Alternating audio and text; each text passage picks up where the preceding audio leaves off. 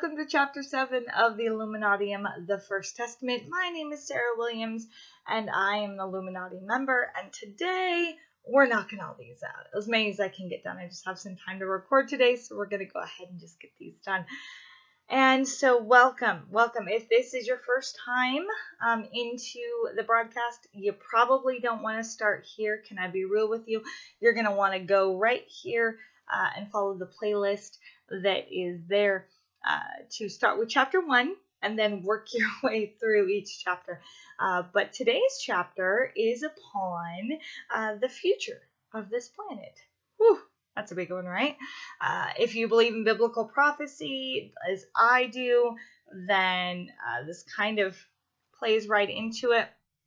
The Illuminati is the author of this book, and this is the First Testament of the Illuminati. So this originally was started as a podcast to help people hear the First Testament of the Illuminati, because they couldn't read it, because they couldn't for some reason get it on Kindle, or they couldn't order a copy of it because they lived in a country such as even Kenya or Nigeria, where it was unable for them to see it, to read it, rather, to get a copy of it. So it is in English, and I'm going to try to slow down my speech just a little so that it can be more understandable. But I do appreciate you following along. Thank you. Please like it, interact with it, comment on these videos. This is super important. These are for you. So I want to know what it is that you think of them. I want to know if you like them. I want to know, please share them. If you have other friends of yours that are following the light of the Illuminati, please come to the journey and join me. So again, my name is Sarah Williams. I am an Illuminati member, have been following the light for almost 5 years. And, well, I guess I can say 5 years at this point. And it has been a hard journey, and I have transformed as a human being, and I have healed as a human being, and I have awakened to my potential and my power within, and I am loyal to the light of the Illuminati, and so thankful to the organization for never giving up on me, for always watching out for me. And I simply want to share this testament so that you all can be educated. If you choose to follow the light, then you need to understand. You need to understand this testament. This is so important. It is very difficult to walk out your journey to the light if you don't know this testament. So let's get started. Chapter 7, the future of this planet. Ready? Best news ever. Let's go. The age of war swiftly nears its end, as did the ages of bronze, iron, medieval, and modern. Soon the age of Illuminatium will begin. You are amongst the first of your species to see the light and heed the sounds of the Illuminatium's approach. The next age is filled with ideas and advancements never before seen and hardly imagined by even the brightest minds of our civilization. In a future society in which war is obsolete, the human species will be freed to develop to its fullest potential. Technological advancements have permeated the timeline of the human species at sporadic times. Recent years have shown a rapid increase in the proliferation of ideas, a sign that humanity is nearing a stage of evolution previously undiscovered. For decades, the Illuminati has withheld major technological discoveries and hindered the development of ideas that are key to your future. These have no place in an age of war. When knowledge goes to the highest bidder, and warriors use this knowledge to create weapons. But all will change.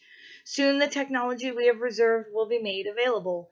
Wires are an arcane method of transmitting energy and communication. They reside in the physical form, and like all things physical, they decompose and deteriorate. They require resources to establish and more resources to maintain, creating an imbalance of power. Those who build the wires and the tunnels and towers that carry them control the energy and communication of everyone who walks above and below. Even your leaders are powerless when faced with those who own the wires that carry their commands. In a short time, your scientists will discover an energy source hidden in the air of your planet. that has gone undetected for the entirety of your species. This discovery will send a tremor through societies that are built upon the need to survive. When energy and communication are easily available to all and in unlimited supply, the world can function without the need for one country to invade another simply to fill the needs of its people. New methods of food and water production have been experimented upon and proven successful. Free-flowing energy allows for devices to perfect the conditions of plants and creatures to their utmost performance, leaving nothing to waste and creating plenty for all without the need for harmful chemicals. Devices to alter the weather of this planet have already been developed. When every space of your planet can be atmospherically altered to maintain the highest quality of life, there will be room for all people to live and thrive. Wastelands will become paradises, allowing for every human to occupy miles of the planet and for the nurturing of crops where nothing has been before. The earliest developments in digitally printed materials have already begun in your societies. As these technologies advance, homes will be constructed in minutes instead of months. New limbs or organs will be grown to repair or replace those that are faulty. Tiring work can be done by advanced machines that need no rest. Without the need for labor, humans will dedicate their minds to the collective advancement of their species. These times approach, but have not yet arrived. Humans are creatures who have not yet mastered their impulses. The instinct to harm another of its own kind is one that the human species is never born with, but only learns from those around it.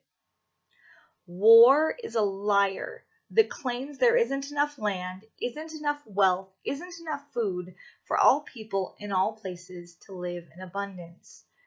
The planet you live upon is the same rock that will carry life into the greatness promised by the future. Humans choose to remain in the age of war because they know no different than to fight and kill for their survival, an eternal competition for resources required to remain alive. Value is created in scarcity. Diamonds are only cherished because of their rarity, as are food and water in impoverished societies. If diamonds rain from the sky instead of water drops, they would be worthless. But in the age of Illuminatium, with no scarcity of energy or food or water, anything that a human requires to thrive, there will be no need for hoarding or stealing. Country lines, allegiances, and borders will become obsolete. The urge for war will be eradicated. These new circumstances will usher in a world where all may be wealthy and coexist in the peace of abundance, while your leaders turn their focus to the true advancement of your species as a whole. Fear not for your war-stricken, poverty-ridden planet. Though this planet as a whole must still continue to develop, you can begin paving the way for the future in your daily life. Do not quarrel amongst yourselves over trivial political or religious labels, for these will vanish and bear no influence in the coming age. Strive instead for the betterment of your world in preparation of what is to come, and for your purpose in the universal design. Fear nothing that lies ahead, nor the bursting sounds that echo across your red horizons.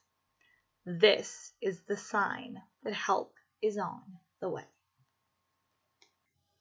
And that's the end of chapter 7. The commentary on this one is short, but here's what I'll say. If everyone is moving to electric cars, fossil fuels are seeing the end, hemp is rising,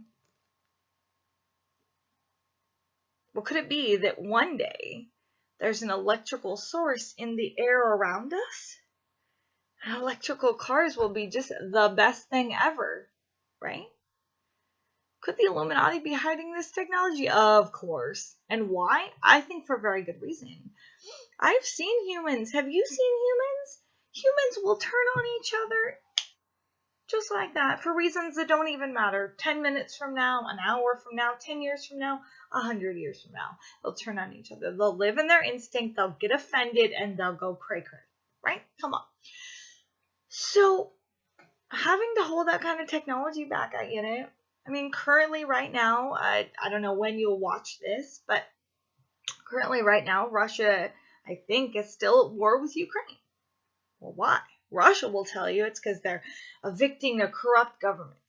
And the rest of the world is led to believe that it's because, Ukraine has resources and Russia's the big bad guy that just wants to take their resources. Truth is, there's a lot more to the story than we know. At least here down in Layfield. But good technology doesn't belong in the hands of warmongering individuals. If we can't respect a country's sovereignty, a group of people, not a president, okay, not a prime minister, but a group of people that have come together and said, yeah, we are Ukrainian. Okay, great, identify as such. Good times. Just don't try to make everyone else in the world Ukrainian, or we are Russian. Okay, good, identify as that. But don't make the rest of the world try to be you, I guess. I don't know. So the key here, I think, as it discusses, in a future world with no borders and resources for all, that we will be able to dedicate ourselves to going inside, right? And to advancing the human species as a whole and go, gosh, remember when our species was so immature that we killed each other over this disbelief that there was not enough resources to go around. Remember when our species was so immature that we destroyed children, that we killed babies before they even had a chance to live. Remember when we were so immature as a species? Gosh, I'm so glad we've overcome that. I'm so glad we've progressed and grown and enlightened as a human species. One day we'll be able to look back and see that. But for now, we still struggle within a world that is in the flesh, as I like to call it, is in the flesh, is living off of human instinct. So I'm really excited very much about what's going on in chapter 7 there, discussing all of the future. My Hemp Pays for Healthcare initiative, hempforhealthcare.com, sorry, shameless plug, is about using the hemp industry to not only heal our planet, because it cleans the air and cleans the soil when we plant it, but also to use it as an input for thousands of products that we use. Lithium batteries, cars, clothing, houses, fuel, paper, plastics. Come on. There is just some, and by the way, it's an incredible food source. Hemp, hooray. So then the idea then is we build a hemp-based economy because it's good for the planet, it's good for the people, and then we generate income off of that and pay for healthcare. Because here in America, I don't know if you know this, but here in America, we don't have healthcare for everyone. Maybe in England, Canada, Australia, y'all got healthcare for everybody. Some of you want to just shove a vaccine down someone's throat like it's the answer to their problems, but it's not. And so we don't have healthcare for everyone, and we need healthcare that's plant-based medicine because God gave us plants, and every plant has a purpose to heal the human body. We just gotta put it into a system that can be administered to the people. And so I have ideas for that.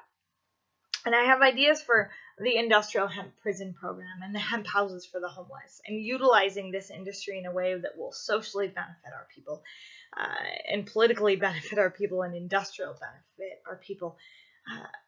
But the truth is right now, some technology has to be held back, and I understand that. I do. And if you are not awakened yet, if you're like, oh, these people just want to be in control, you need to take a moment to look around and wake up. Look around at the state of the human species and tell me, are we really mature enough to handle technology that could just as easily destroy each other as much as it could benefit us? Think about that.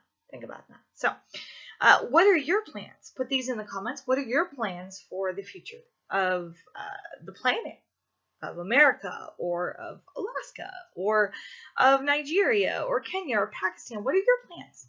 What are your plans for the future, and how would you like to see it improved? please put those. Let's share. Let's discuss. Let's get together on this topic and let's support each other on that process. And so, until next time, I love you. Be blessed and follow the light.